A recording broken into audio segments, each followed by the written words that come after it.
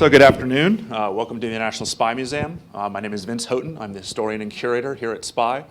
I'd like to welcome you to another one of our author debriefing programs, where we bring the top authors in intelligence and national security to talk about their new works. If you've been here before, you might notice a bit of a format change. I do see some familiar faces.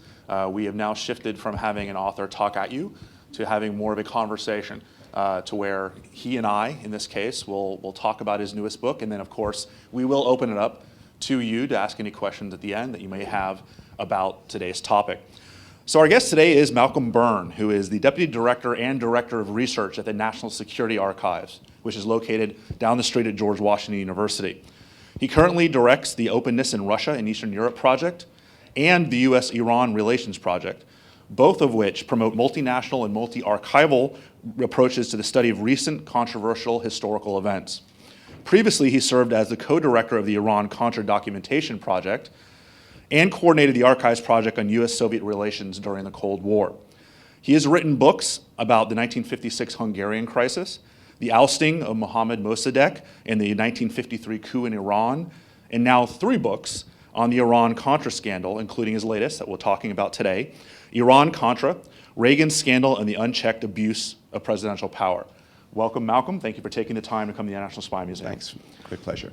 So I wanted to ask you first and foremost, this is a 30-year-old scandal. This is not something that happened last week or even a couple years ago. And there have been some pretty expansive books written about Iran-Contra. What allows for a new scholarly book on this subject? That's a great question. It has been 30 years, and a lot of water is under the bridge. Seymour Hersh, the great investigative reporter, calls this the most underreported scandal of our times. And I guess that's one of the reasons why I took another look at it. I've been doing this for a long time. I was struck at one point. I mean, I've been working on this fairly steadily, but episodically on this book. One of the things that struck me was that in the course of the last 20 years, there hasn't been a single major study of this scandal. How many studies are there of Watergate, for instance? There was a great book by Theodore Draper called A Very Thin Line that is still, frankly, the standard. It's about 700 or 800 pages, and it's an incredible work of sort of piecing together all of the testimony and evidence. But it's something that you know I could read happily. I'm not sure how many other people on planet Earth would go through the whole thing. So this is a small attempt to put together a slightly more accessible account, but one that also takes advantage of all of the available evidence that we have now. And Draper had most of the evidence that I have, that we all have, but he didn't have everything. He didn't have all of the access to the personal notes of people like Cap Weinberger or Charles Hill, who was George Shultz's assistant, and for that matter, George H.W. Bush's personal campaign diary that he started in November 1986. So a combination of reasons, a little bit more evidence available, a little more time has passed, so this is one of the most controversial events that I ever lived through, and it's still somewhat controversial, but after 20, 30 years, a little bit of that has died down, and it seemed to me a little easier to go back and sort of look through the fog of rhetoric and politics and see exactly what happened. You brought up evidence and documents, and that leads me to my next question is, most times you're writing about intelligence or foreign policy, the problem historians tend to have is a lack of evidence, secrecy, classification. Here you almost have too much stuff. You have to do, I mean, tens of thousands of documents and press reports and everything. How did you go about culling that together to make something that isn't an 800-page book? Yeah, exactly. Well, that was a big challenge, and that's part of what took so many years to go through. My organization, the National Security Archive, had this as one of its first projects. We opened our doors in 1985 officially, and the next year this scandal broke. But we had already had people working on both Iran-U.S. relations and on Contra activities, investigating those.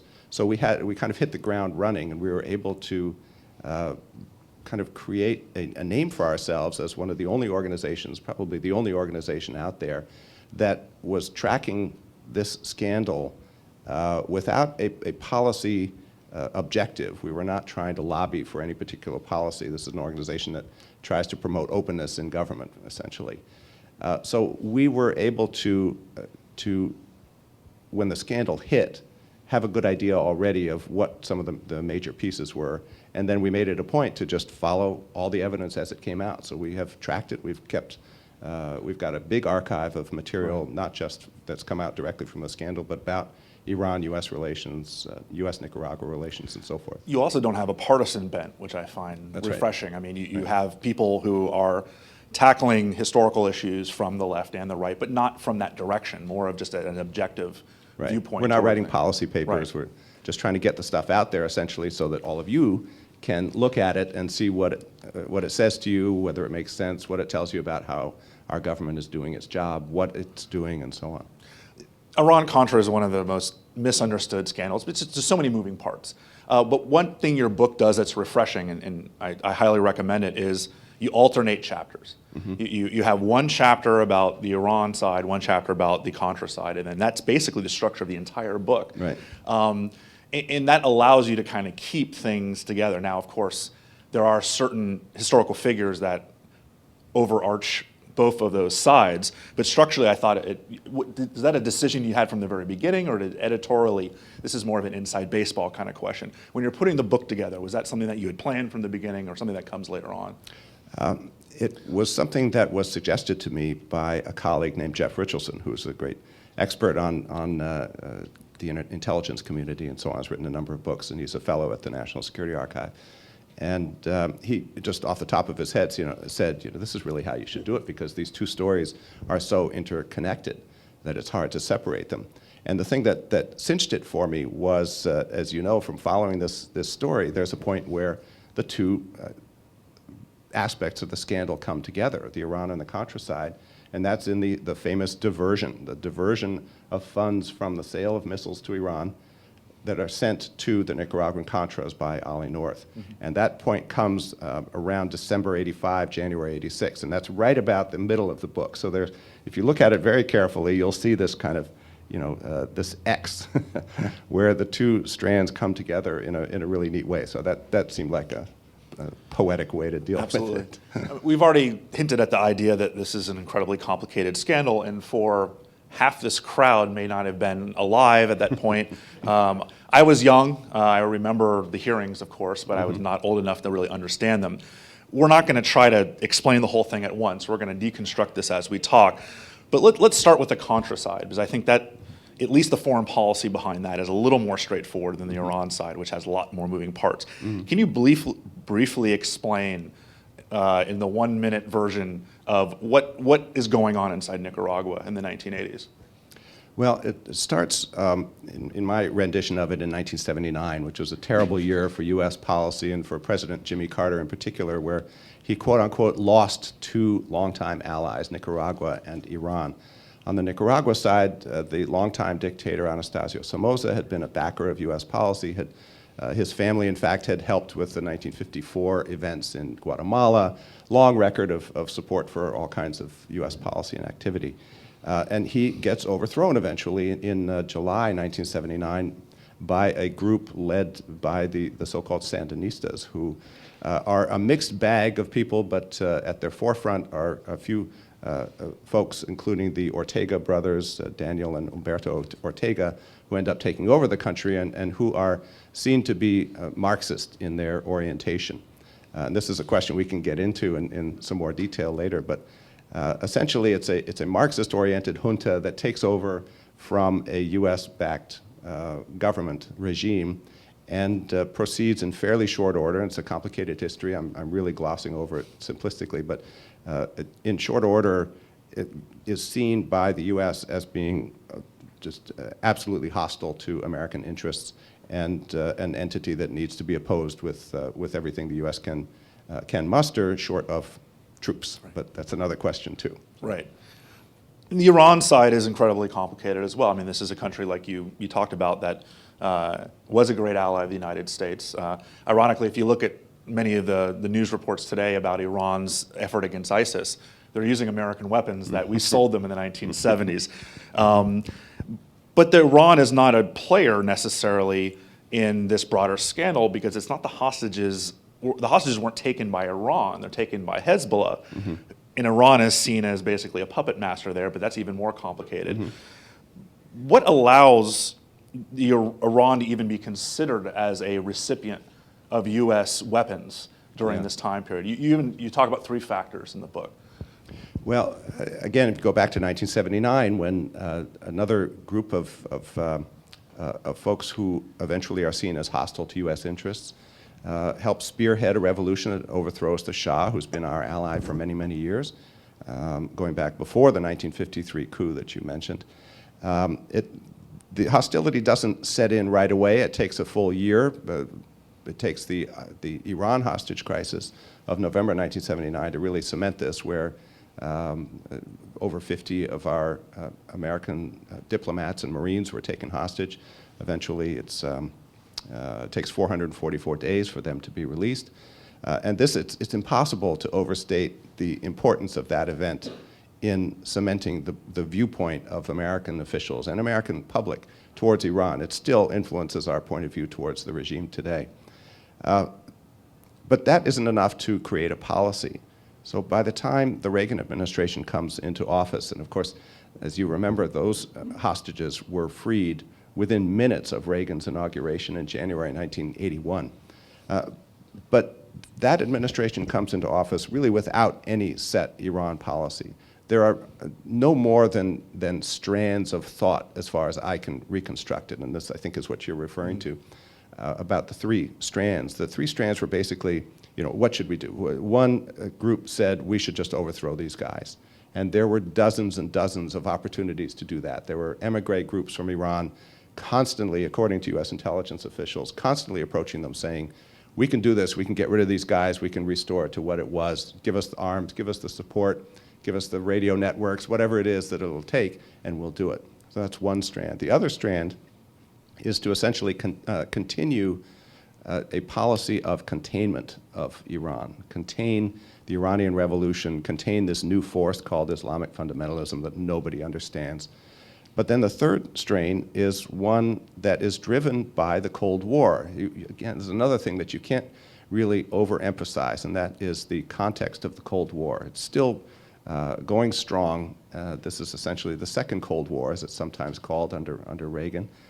And it's an ironic sort of train of thought, but it does make sense in a certain way. Like, how do you get from Cold War to arming Iran? Well, the thought was that because the U.S. had, quote unquote, lost Iran, who stood to gain the most from that? Well, the Soviet Union. That was the big fear. Well, how do you keep the Soviets from pushing open the door and establishing a close relationship with Iran? One of the ways is to take away the temptation by Iran to look to Moscow for weapons and other kinds of support. And so this was the idea, and it was spearheaded by people like Robert McFarlane, who became the National Security Advisor in 1983. But he was by no means alone. When this scandal came out, people just ripped him to shreds for this ridiculous idea of arming Iran. In fact, when you go back and look, and the record is far from complete, at least the public record, but you see that there are a lot of other corners of the government where people agree with this idea. They're worried about the Soviets. They don't want them to have any opportunity here. So why not just consider the idea of allowing our allies to make weapons available on a case-by-case basis, just as a way to try to keep the Iranians from going wholesale into the Soviet camp. So there is a certain logic to it. So to encapsulate the Iran-Contra scandal, the idea was sell arms to Iran, mainly TOW missiles, Hawk missiles, anti-tank weapons, anti-aircraft weapons, to get them to convince Hezbollah to release some of the hostages they had taken in Lebanon, and then use the profits from the sales of arms to Iran to filter that and fund the Contras in Nicaragua fighting against it. Now, I would say that's the narrow description. The narrow description. Now, this is problematic for several reasons, but one of them was there was a law in the books from the 1970s that said not only do you need presidential approval of these kind of missions, but you need to actually notify Congress of what you're doing. There's no intention whatsoever to do that in this case. Right. When I say that I think that's a narrower definition, I think that the basic structure is that these are two separate and initially unconnected events. There's the Iran arms deals, which has its particular origins and motives, and then is the Contra side of it. Now, Ollie North's diversion of the funds from the weapons sales to the Contras is the thing that everybody focused on, and that's a very interesting story in itself about what effect that had on the investigations. But in fact, when you look at the record that has become available, you can see that North was by no means alone in trying to figure out ways to get the support to the Contras outside of the congressional restriction, which was the so-called Boland Amendments, starting actually in 1982, but the most restrictive one was in 1984. And in fact, going all the way up to the president, they make no bones about trying to find ways to go mainly through third countries, through foreign governments, to get them to make donations of various kinds, money or arms or equipment, and give them to the Contras. And there is a lot of debate about whether and to what extent that was illegal, but it's very important to understand that that was a key part of what they were doing. There's a very fascinating cast of characters involved in this scandal. And there's so many interesting personalities, but I want to focus on a couple. First and foremost, of course, Ronald Reagan. Reagan is somebody who is portrayed as being feeble-minded, as not being very involved in foreign policy considerations. Now, this has been debated, but that seems to be certainly conventional wisdom from the left and from others. Is this the case? I mean, it's a loaded question. I think I know the answer. Well, I don't know who knows the answer. I think the answer is all of the above. If you're looking at Reagan as someone who was an amiable dunce, as Clark Clifford once called him, to someone who his defenders saw as just a great mind, an active, actually brilliant in some respects. Was he asleep at meetings or was he running the whole thing? Well, take your pick. And some of you may remember there was one of my favorite Saturday Night Live sketches, which was right during this event. And it's a depiction of Reagan, who is alternately at meetings with people, whether it's Girl Scouts, with photo ops, or it's with Casey at the CIA and the others. And he alternates between being just, the stereotypical dunce to the guy who is running the show. And he kicks everybody out. He's like, let's get back to work. And he picks up the phone and he's giving orders in German, and he's showing people where on the map things are. And there's somewhere in between there, those two. There's no question from a lot of firsthand witness accounts that he did fall asleep in meetings. He did forget names of people and things like that. But the theory that I work out in this book is not necessarily original, but I'm persuaded by it, and that is that might have been the case for most things, and certainly on matters of technical policy issues and so on.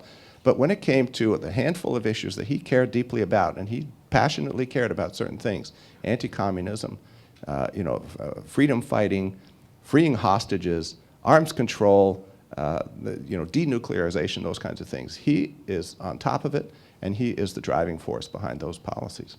Okay. You brought up William Casey already. I think he's one of the director of the CIA under Reagan. The CIA is not supposed to be a policymaker. Does Casey take it in a direction that it wasn't intended to be? I mean, you argue that a little bit in the book. I just want to see what you...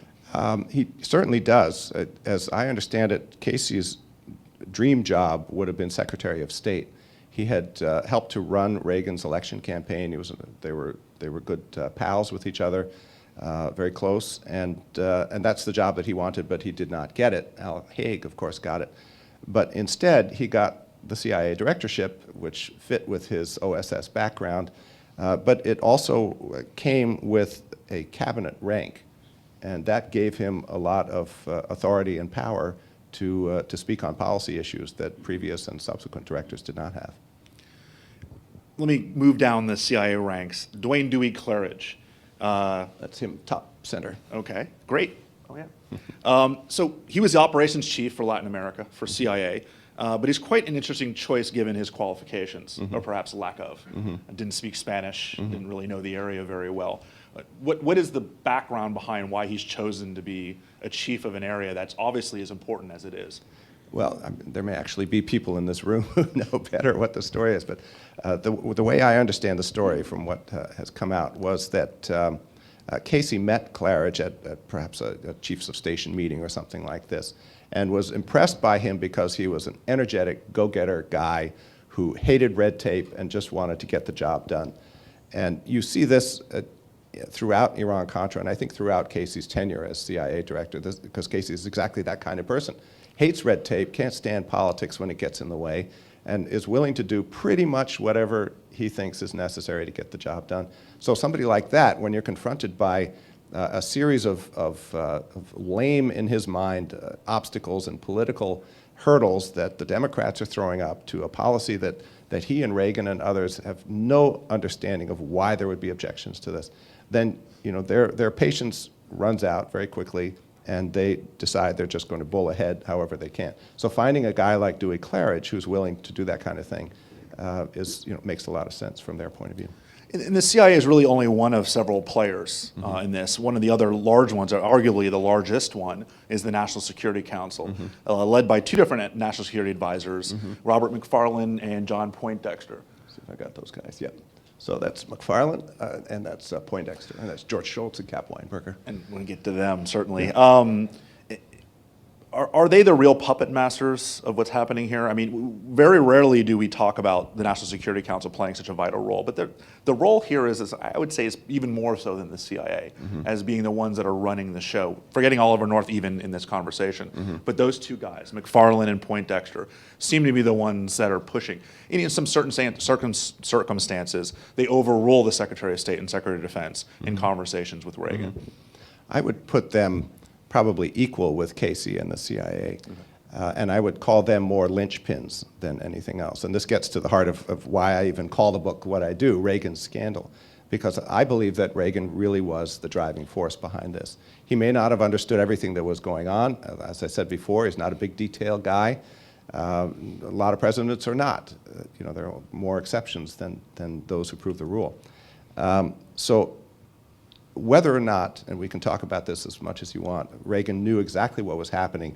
He was the guy saying, make this happen, and his closest sort of lieutenants are McFarlane and Poindexter, and both of them salute and carry out the orders as they see fit. And it says a lot about how the Reagan administration was organized and did business, that they were able to do this the way that they were, at the expense of people like George Shultz and Cap Weinberger, who are supposed to be the senior cabinet officers. And a number of people I've spoken to from inside the agency as well assign at least equal responsibility to Casey as they do to these two. Okay. Casey, they thought, had the mindset, had the same belief that he understood exactly what the Gipper wanted and knew how he could carry it out in a way that would protect him. And so they give Casey at least an equal part in this. And finally, Oliver North, the face of Iran-Contra. Top left. Marine Lieutenant Colonel, and something that always bothered me perhaps, is a Lieutenant Colonel is not a particularly senior position. This is not somebody who is a general, is somebody that's used to leading troops and running large organizations. Do you have any indication of, other than his personality, I think that might even be the answer to this question, why North was tasked to lead such an important operation? I mean, Reagan considered this to be something that was a national security priority, and you give it to a relatively junior member of the National Security Council team. Right. Well, if things had gone right, there wouldn't have been a need for this from the Reagan perspective, because if Congress had not thrown up these obstacles, then the CIA and the Defense Department, and to some extent the State Department, could have just gone ahead and carried out their policies in Nicaragua as envisioned. But because of this progressive imposition of obstacles, which is in my mind driven by the administration's regular resort to increasingly secret activities, it's not something, from my point of view, that Congress just sort of threw up because they felt like it, or the Democrats felt like being obstructionist.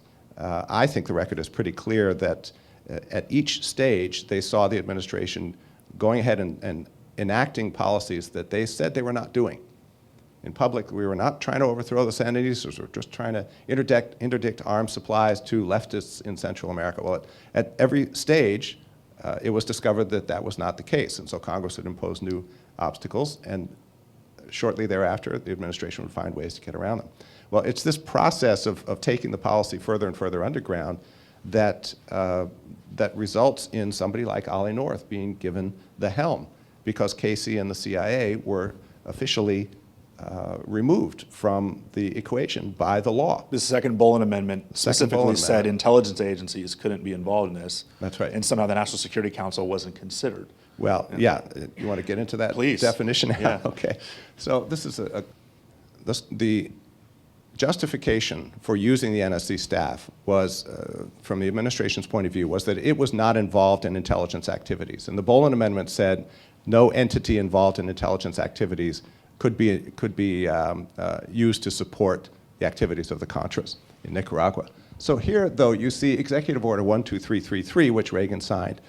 Doesn't have to go through Congress. It's one of those great little gimmicks that presidents use. And it says here, section 1.2a, purpose, the NSC shall act as the highest ranking executive branch entity that provides support to the president for review of, guidance for, and direction to the conduct of all foreign intelligence, counterintelligence, and covert action, and attendant policies and programs. So opponents of what the administration was doing looked to this and said, how can you say that the NSC is not involved in intelligence activities?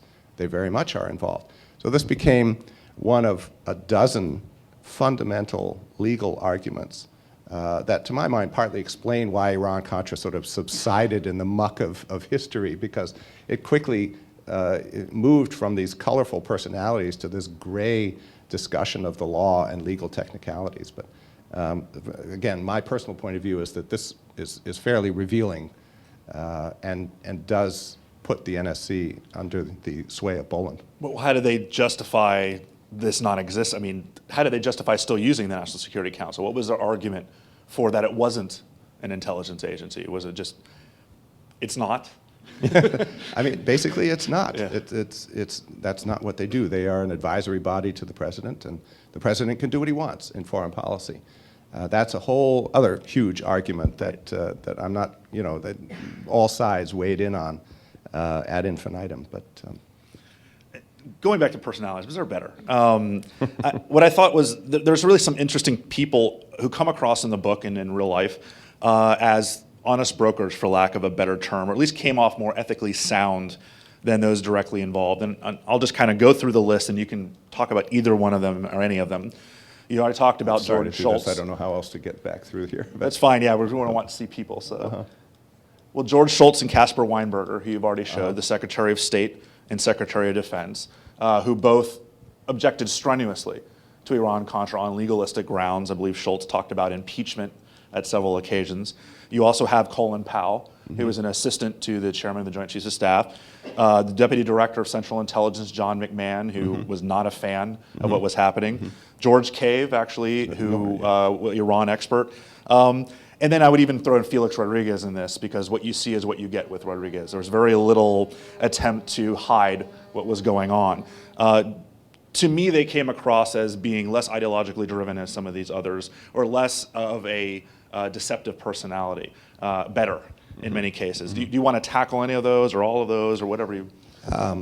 Well, for Shultz and Weinberger, if we start with them, they were held out as if not the heroes, at least the only people who showed some principle in this. So you have to separate the Contra side of things from the Iran side. Contra side, most of the administration agreed with the overall objective of keeping the Contras going. Even Shultz, who was the relative moderate in this, and you can see in a lot of the minutes of NSC meetings and so on, where Shultz just feels like he's being pummeled by Casey and Weinberger and Gene Kirkpatrick and other hardliners for his quote-unquote soft view, because he's interested in using negotiations to promote an agreement. And most of the others are suspicious of negotiations. So Shultz, but also Weinberger on the Iran side, which is a different story, because how can you possibly really justify doing the things that Reagan did, which was agreeing to sell arms to a state that is on the State Department's terrorism list and has taken hostages itself and is now seen as the patron of a terrorist organization that has Americans hostage. How can you justify that? Well, these are the only two guys at the top level, certainly, who come out regularly and say, you can't do this. This is a bad idea. Let's stop this right now. And Reagan at every point says, sorry, I don't agree, we're going to go ahead with it. So they come across great in that respect. But they end up, in my mind, falling victim to sort of the Washington career trap, or whatever you want to call it, where it turns out that although they both claimed later that they were largely ignorant of what was going on the Iran side of things, they didn't know that deals continued to be made. They had been assured that, as Weinberger said, this baby had been strangled in the cradle. In fact, they did know very well that things were going on. They had access to NSA Intercepts. They had other information that we know about because it's in their notes. We know that they're discussing this kind of thing.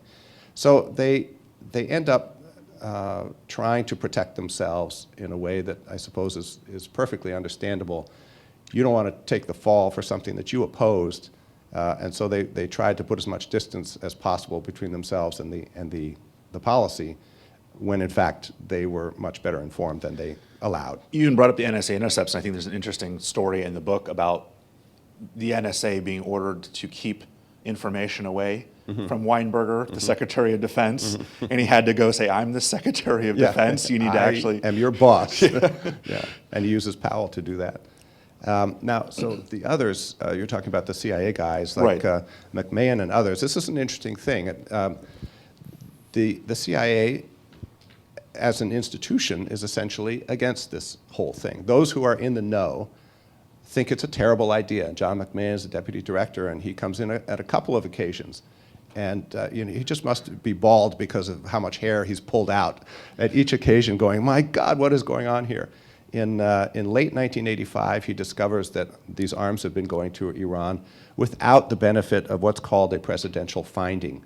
A finding is a legal document. Let's see if I've got one here. It's not on Iran, but this is what a finding looks like. I hereby find that the following actions, blah, blah. The president, by law, was supposed to present one of these findings for any covert action that takes place. And this is another area of great dispute, whether it needed to be in advance, whether it needed to be in writing, this kind of thing. Long legal discussions could follow from that. But as far as these guys understood, they were supposed to prepare one of these each time covert actions took place. Well, for the first series of arms shipments to Iran, no finding was prepared. Finally, John McMahon finds this out and hits the roof and says, we've got to have something put down on paper. And they do, and it leads to a lot of problems for the administration later, and the agency itself, ironically. Another area where he comes into play, McMahon, is when he discovers that as part of the screwy operation, the U.S. is being asked, and in fact the CIA particularly, is being asked to provide intelligence to not one, but both combatants in the Iran-Iraq war that is going on at this time. This is another event that you can't understand the scandal without. The Iran-Iraq war started in September 1980, so during the Carter period, and it went on for 8 years and had tremendous casualties and explains a lot about Iran's position and thinking about itself in the world today, so I recommend it as a historical topic. When we felt that we had lost Iran, our alternative, our booby prize, was to go after Iraq.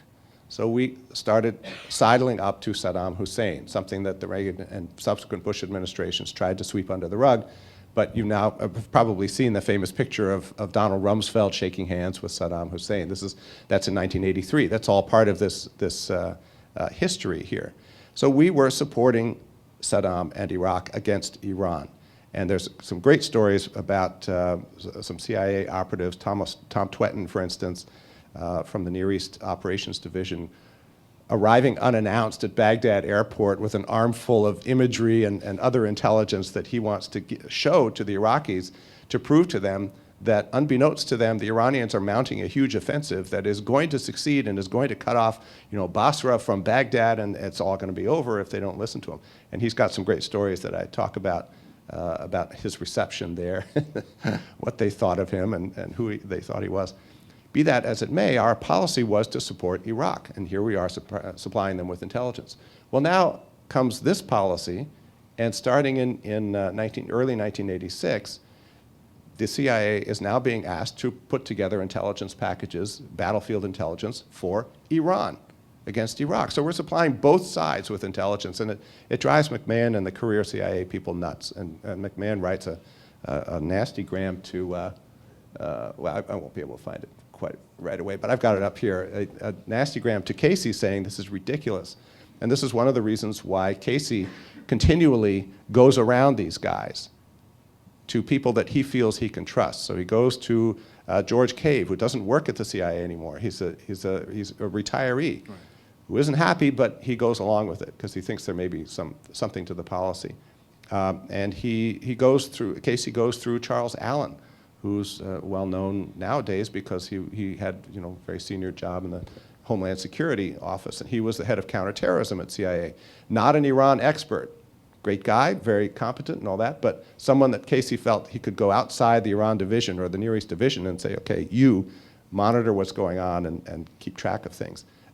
Casey understood perfectly well that the institution was not happy with this, and he had to find ways to deal with that.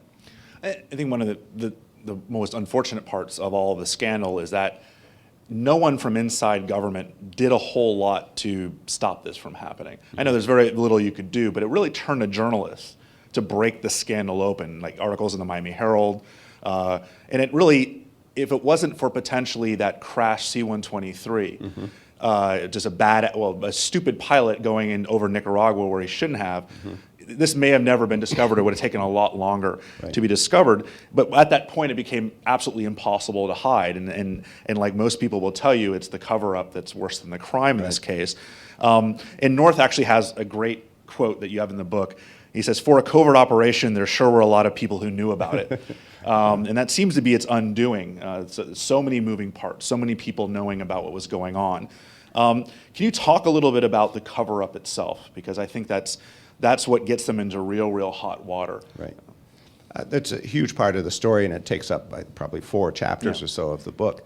And it starts with a really important point that you make, which is that neither of these activities was discovered by law enforcement, by the administration, by Congress, to some extent by the media. There were people like Bob Perry and Brian Barger and others for AP and other outlets and Miami Herald reporters who were uncovering bits and pieces of the Contra story.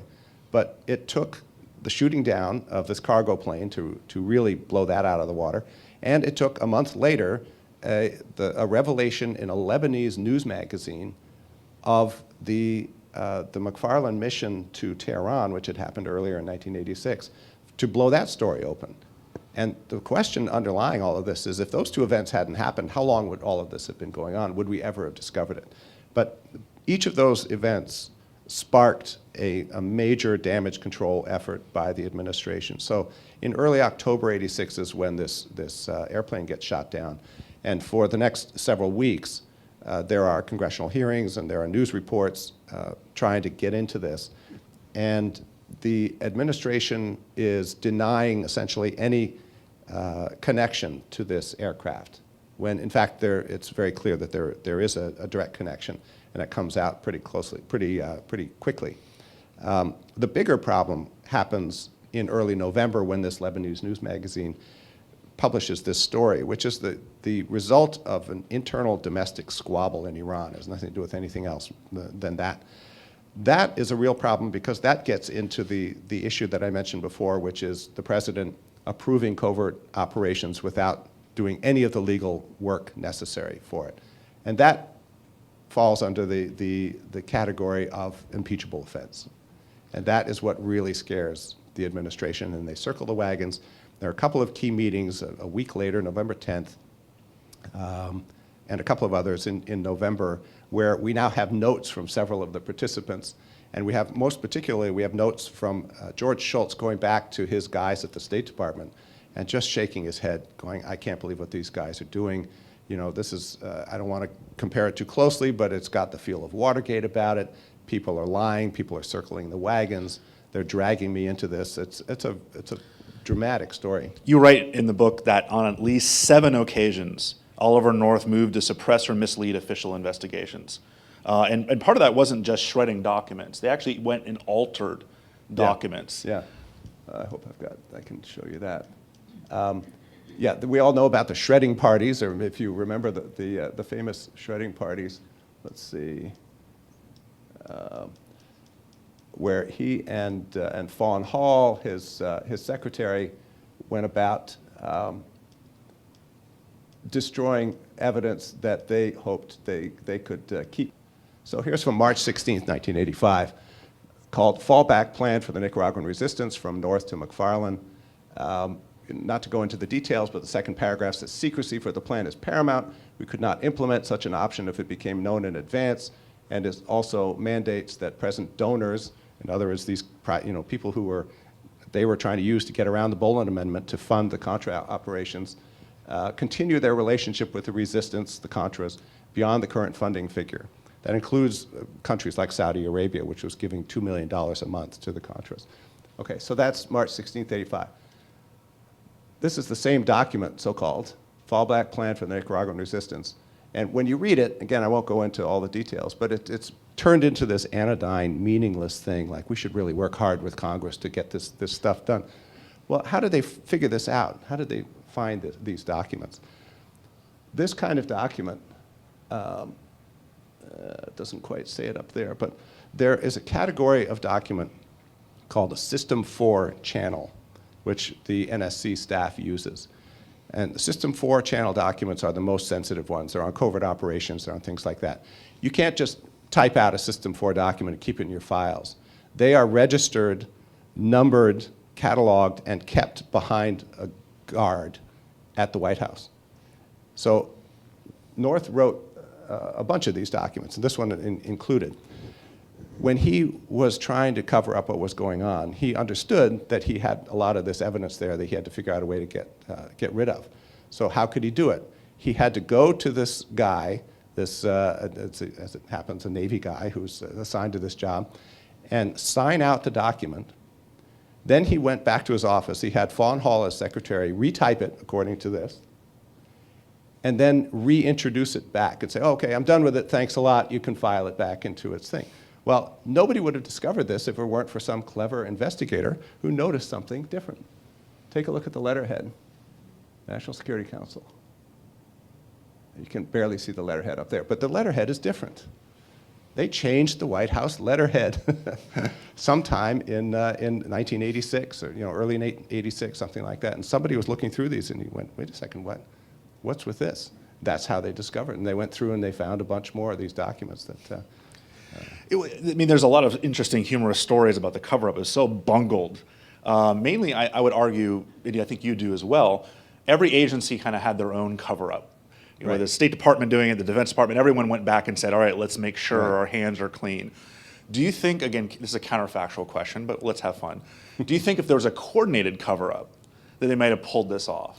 Well, I think they tried. I think Ed Meese, who was the first counselor to the president and then attorney general, and defender-in-chief, as he would probably describe himself, tried very hard to do this because, as you say, there was this kind of chaotic scramble to try to pull things together in the aftermath of these two revelations. And this is where, to me, this story splits from Hollywood and becomes Washington reality TV. Hollywood, it's a cabal. They're terribly coordinated. They're all in it together. They figured all this stuff out. This was just chaos. Everybody was trying to protect both the president, many things. Protect the president, protect the policy, protect your agency, protect your boss, and protect yourself. The problem was that there were too many of these guys running around. So you had John Poindexter and William Casey going and testifying to Congress, saying things that Larry Speakes, the White House press secretary, had just said was not the case, or that the president had said was not the case. So in late November, this is after several weeks of all of this, Ed Meese comes and says to himself, I got to do something. He goes to the president and says, we need to come up with a coordinated story here because this is just going to hell.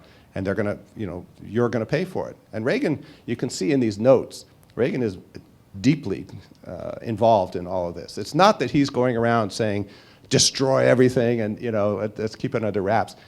The irony is that he actually thinks he has done nothing wrong. So he doesn't want to cover things up. He says, just tell the story. Let's tell them what we're doing. And his aides are going to themselves, tell them what? That you sold arms to hostages and you did it without a finding and this and that? It won't work. Meese takes it upon himself to come up with a story. I mean, that's my version of it. He would not say come up with a story.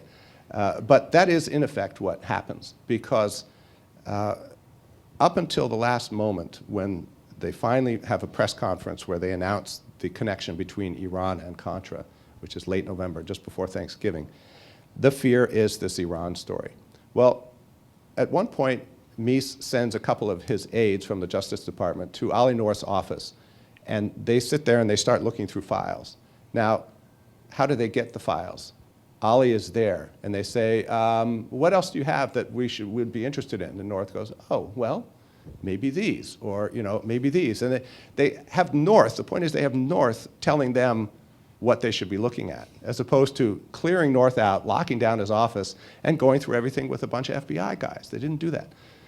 But in the course of this inquiry, they do come across this memo that is where North describes the famous diversion. And he's saying to Poindexter, this is what we're going to do. It's going to be $12 million, and we're going to take these funds and divert them here to the Contras. Well, when these two Justice Department guys see this, they react. And one kicks the other guy under the table and shows him the note, and they quickly go off to lunch with Meese, and they tell Meese about it, and Meese reacts with an expletive, like, oh, now I've got this to deal with, on top of everything else. But when you retrace the story, you realize that what happens in Meese's mind is this evolution of thought, where at first what he sees is yet another disaster in the making.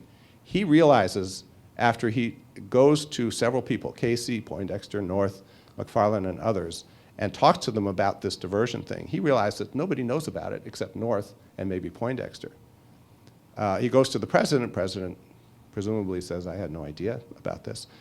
And what you end up with is the very convenient situation where here's something that was bad, but cannot be pinned on the president, can be pinned on Ali North and John Poindexter.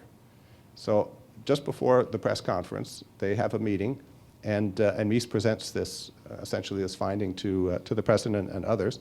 And this ends up being the story that they agreed to go with. So on November 25th, with great to-do, they approach the cameras in the White House briefing room, and Reagan very uncomfortably speaks for 4 minutes exactly, and says, we've discovered this terrible thing. First of all, the stories that, in brackets, we've been denying for several weeks, both of those stories are true, on Iran and the Contras. But worse than that, we've discovered that somebody in our staff has connected the two and done this thing which is almost certainly illegal.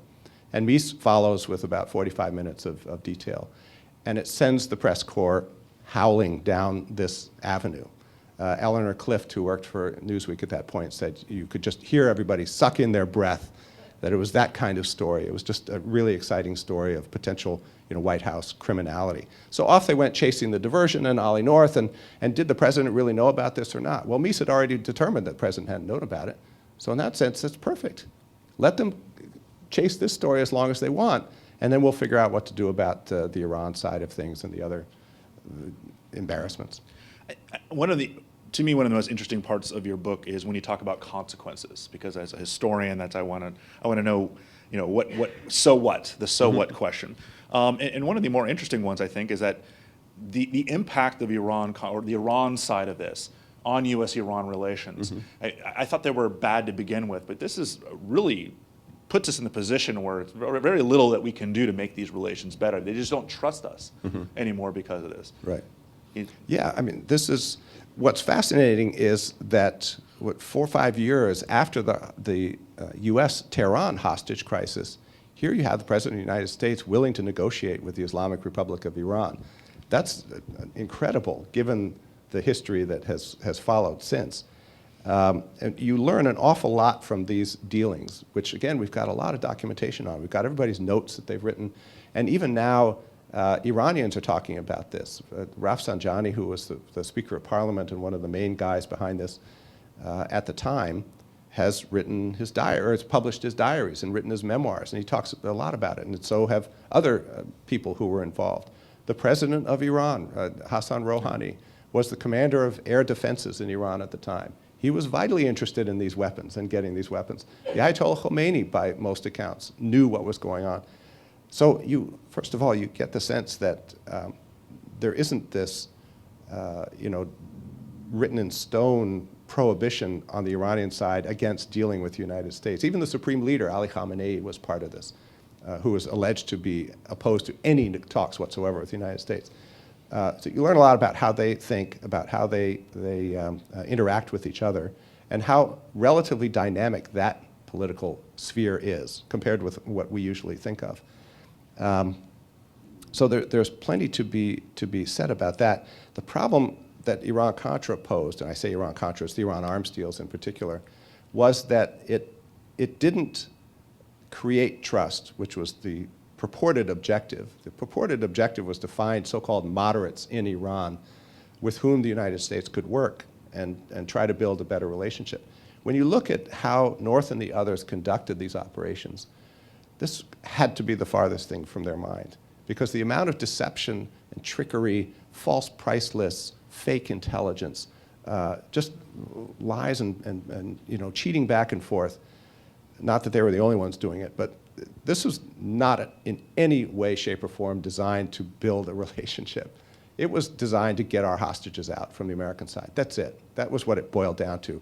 There were people who wanted a strategic relationship out of it, but the bottom line was this is what it was all about. And as a result, when it blew up, the Iranians actually wanted to continue it. When it all blew up, George Cave was still being contacted by them saying, so when can we meet again? Let's keep this going. And he fully believed that there were Iranians in that circle who wanted a better relationship, not just weapons that they could fire at Saddam. Well, I've got 50 more questions, but because of time, I'm going to open it up to the audience because I think you probably have some questions that you'd like to ask. If you wait 1 second, Laura's going to come behind you with a microphone since we are, so we can pick this up, and she'll bring it to you. She's coming up behind you, right up here, Laura. Right. Front, second row, gentleman in the white sweater, cream sweater. Hi. All of the entire inventory on both sides were within the Army inventory, United States Army inventory. Do you imagine that, given the reluctance of senior levels at the agency to put its fingerprints on this, that they did not come to the Army for the purpose of facilitating everything that they wanted to do? Are you asking whether the agency people wanted to protect themselves and so that we had to go to the Army? Can you imagine that? Could you imagine that they did not come to the Army to do that? To operate as the cutout instead of Oh, I see. Well, they needed the Army because the Army, as you say, had the weapons. CIA didn't have the weapons. Correct. Right? So they had to go to the Army. And this is part of how it was impossible to keep this secret, because you had to go to Anniston Depot and all these other places where the weapons were and get them transferred. And there were people at the CIA who had to work out the transfer themselves. And there were people at a number of different agencies. So the Army was critical. But they didn't get them from the Army. No, they did. Well, the Israelis got them from the Army, and the Israelis got them to the Iranians. Everybody is correct. There were the first stage was Israel acting as the middleman, essentially, saying we will take the weapons from our stocks, right, which is probably what you have in mind, and we will provide them to the Iranians, but you've got to replenish them. That was part of the deal. So the U.S. has to give us back what we want. So yes, that's the case until around December of '85. But then in January '86, and I don't want to bore you cycling through these documents, but I've got the presidential order saying, okay, from now on, we're doing this directly. We don't need the Israelis as the middlemen in the same way. It's not that they cut them out altogether, but they don't go through Israeli depots. They then go straight to Army depots, and they take them out of Army stocks. Wouldn't the Army then have to report it as they go? Did the Army report it? Yeah. There are a lot of depositions of people that who worked at all of these different facilities, who were asked about, who gave the order, where did you think this was going, what were the procedures and all that kind of thing. So they did, the rank and file did everything they were supposed to do. It's part of the record now that shows that people like Weinberger and Colin Powell and a bunch of others knew exactly what was going on, knew where this stuff was going. They were the ones who signed off on it ultimately. Yeah, the point I'm trying to make is that the Army resisted because of the Boland and executive order responsibilities to report to the Congress and to have to report to secure a finding and then report it. I think that's a fair statement. There were people all along at different ranks and in different departments who objected to this. Okay. Yes, sir. This raises another issue. Why would the Israelis consent to weapons from their stockpile going to Iran, even if they knew that the United States would replenish their stockpile? It is a critical part of the story, and to a large extent, the Israelis are also a linchpin. Without them, would this have happened? I doubt it. McFarlane, as I said earlier, was trying to get across a policy change that would allow the U.S. or its allies to send weapons, and they got laughed out of the meeting rooms. A coincidence of events, a perfect storm of meetings and interactions takes place in the late fall of '84 and spring of '85 that involve people like the notorious, let's see,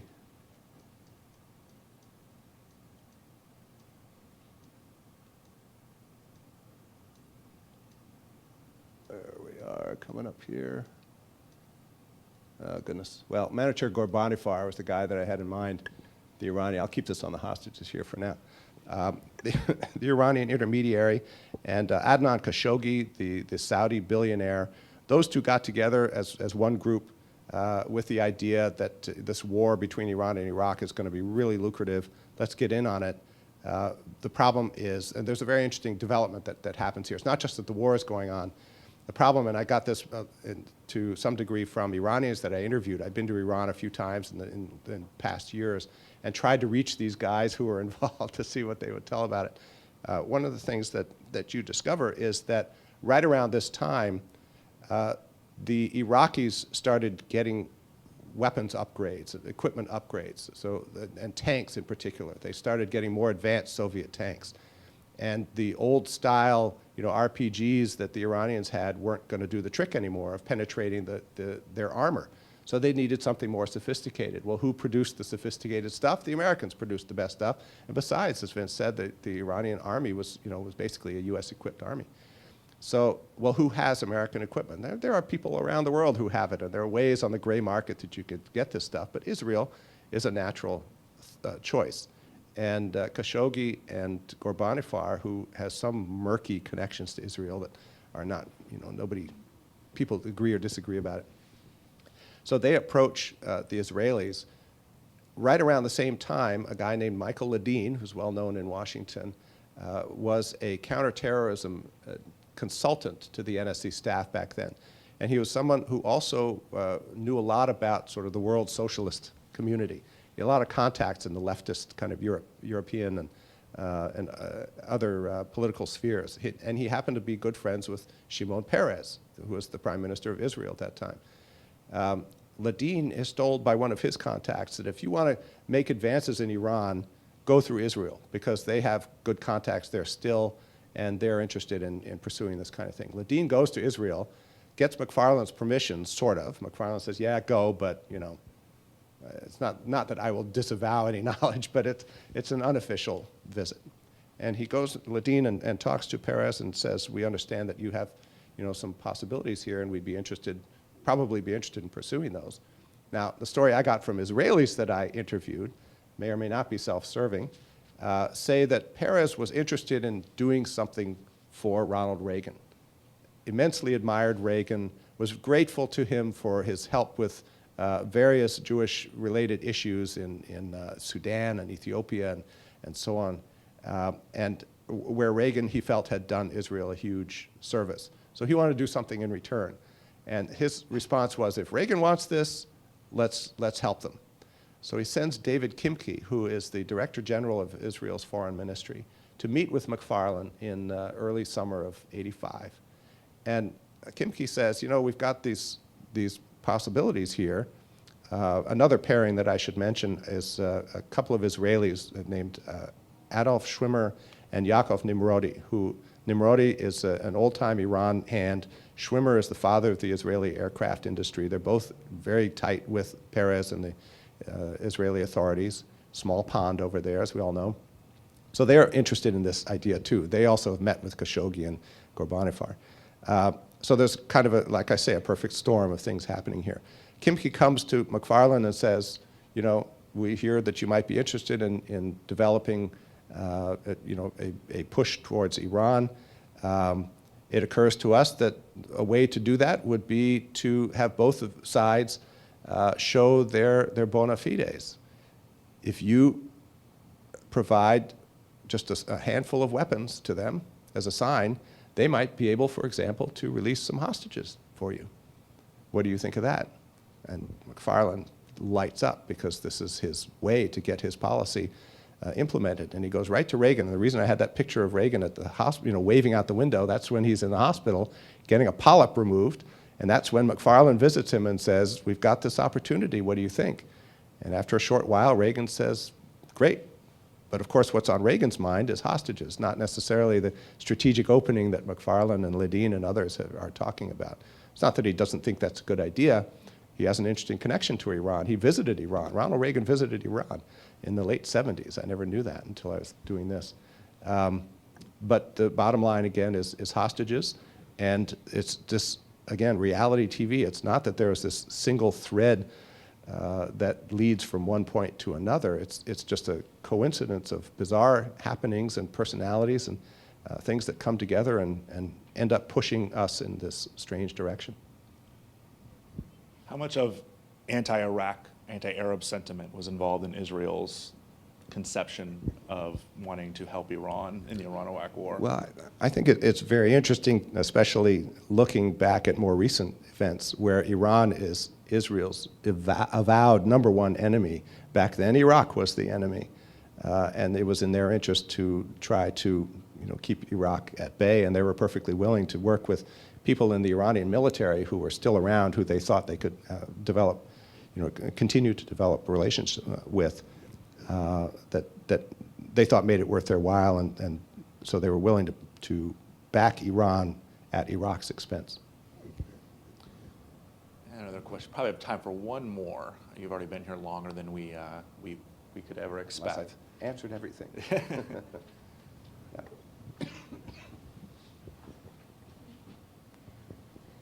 As military staff officers are groomed from the point that they reach the 0304 point, and by the time they get a star, they're obviously very visible and become accountable politically for the decisions that are made. Do you think that Oliver North was chosen as essentially a scapegoat because those above him in the military ranks would have been held accountable and kind of CYOA at that point, because he was given a lot of leeway? I mean, the things that he did then, no lieutenant colonel today would have the authority to pull that off. And it appears just from someone familiar with the way the military works that he was given kind of, he was set up for plausible deniability. Do you think that that was actually intentionally done? Or do you think that that just kind of came about and, you know, you give a mouse a cookie and... That's a great question. Clearly, he derived his power not from his rank, but from his position at the White House.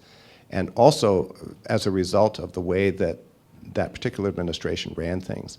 And that's a whole huge discussion, but what it boils down to in my reading of it is that Reagan was a hands-off president. He was very clear about what he wanted to accomplish, but then he paid fairly little attention to how it got accomplished. And that left the rest of his advisors in almost a free-for-all to decide how they were going to do things, what they were going to do, and so on.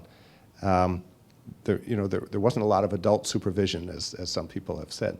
So when you have someone like the National Security Advisor is saying, okay, I understand what the president wants, and he's more or less given me free rein. He hasn't told me what to do or what not to do. He's just said, keep the Contras together, body and soul, for instance, and get those hostages home.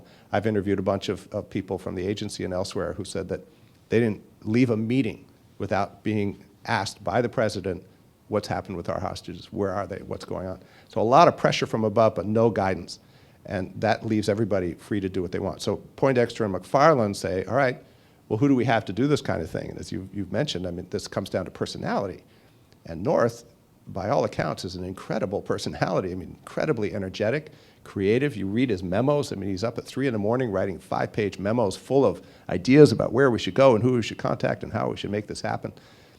So he made himself indispensable. As for whether he was a fall guy, there are indications that from the get-go, Casey essentially let North know. North ascribes a lot of responsibility to Casey. Says he's the guy who put me into action, as much as McFarland and Poindexter was Casey. And Casey made it fairly clear that, you know, if something happens, you know, it's not me that's going to take the fall. It's you. And North says he basically saluted and kept marching. That's sort of before the fact. And when everything hits the fan, it's very clear he's easy. He's an easy one. And you get to an interesting split that shows up during the hearings and during the investigations, which is this is by no means a coherent operation here. These are people who are, a lot of them want to protect the president, no question about it, but they're also out there to protect themselves. And North reaches this line where he realizes that he's not going to just be the political fall guy, but he could face jail time for this. And at that point, he says, forget it, all bets are off. And so if you go and you look back at the hearings, you find that he, although he says a lot of things that show his loyalty to the president, he basically is saying, look, everybody knew what I was doing. As far as I understand, the president knew what I was doing. I was authorized to do everything, not my fault. He's looking out for himself. The guy who's really loyal to Reagan is John Poindexter, who says, I take responsibility for this diversion thing. I'm telling you now, I did not tell the president about that, so story over, case closed. And he risked jail time and took all that on himself, which I don't think he gets a lot of credit for. If you want to give him credit for that kind of thing, if you believe his story, which is a fascinating part of this, then that's another interesting wrinkle. Well, Malcolm, thank you for taking the time to be here today. Again, his newest book. We have on the back for sale. We stay a couple extra minutes in case people want to sign your book. And please join me in thanking Malcolm Byrne for taking the time to be here this afternoon.